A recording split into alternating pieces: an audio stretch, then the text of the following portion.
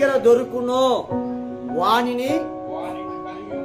వానికి కలిగిన వారిని అందరిని, అంటే వాడికి సపోర్ట్ చేసే వారందరినీ, వాని కడుపున పుట్టిన వారందరినీ అగ్ని చేత కాల్చివేయవలెను.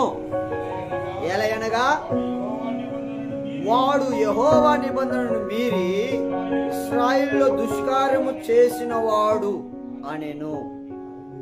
దేవుని నిబంధన మీరిన వాడుతో నీకేం సవాసమే? వాడు ఏం చేయాలట? మాట్లాడరేంటంటే వాడు ఏం చేయాలట? ఏం చేయాలమ్మా? ఏం చేయాలి? మాట్లాడట్లేదు. ఆ మీద కత్తులు ఇస్తే కత్తితో కస కస కస పొడిచి చంపేటాడు చూస్తారు కొంతమంది. ఇస్తే కస కస కస కస ఆ మాట లేకుండా పొడిచేటట్టు. ఏం చేయాలంటే ఎవరిని?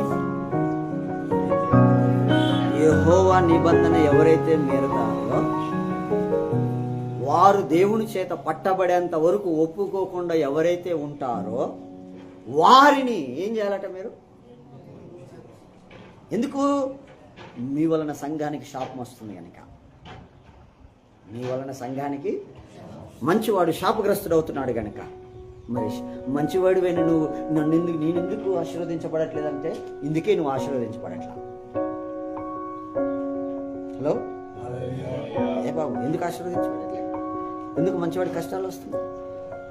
ఎందుకు మంచివాడు దీవించబడట్లేదు? ఎందుకు మంచివాడు గుర్తింపు రావటం లేదు?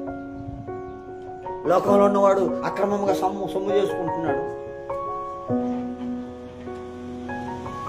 నువ్వు దేవుని దగ్గర మన దగ్గర ఏమంటావు? ఏం తలెత్తుకుంటావు? ఏం చేశాడు దేవుడు నీకు కూడా అంటావు? నీ వల్ల సంఘానికి అవమానం కాదా? సంఘానికి శాపం కాదా? మరి సంఘానికి శాపం అంటే ఎవరికి? నీకు కదా. అందుకనే కదా నిన్నే కదా వాడిని నిర్మూలన చేయమన్నా. మీరు వాడిని నిర్మూలన చేయకపోతే నేను మీకు తోడు రాను. ఎవరు రాడు? దేవుడు రాడు. దేవుడు తోడు రాకపోతే ఏమైపోతావు? కాబట్టి చదవండి. ఇశ్రాయేలులో దుష్కార్యము చేసిన వాడు, ఇశ్రాయేలీలలో దుష్కార్యము చేసిన వాడు అని. కాబట్టి యెహోషువ ఉదయమున లేచే ఇశ్రాయేలీలను వారి గోత్రముల వరుసను బట్టి రప్పించినప్పుడు యూదా గోత్రము పట్టబడక ముందే చెప్పాడు ఏం చేయాలి. అవునా కదండి? ఆ తర్వాత గోత్రం యూదా గోత్రం పట్టబడ్డది.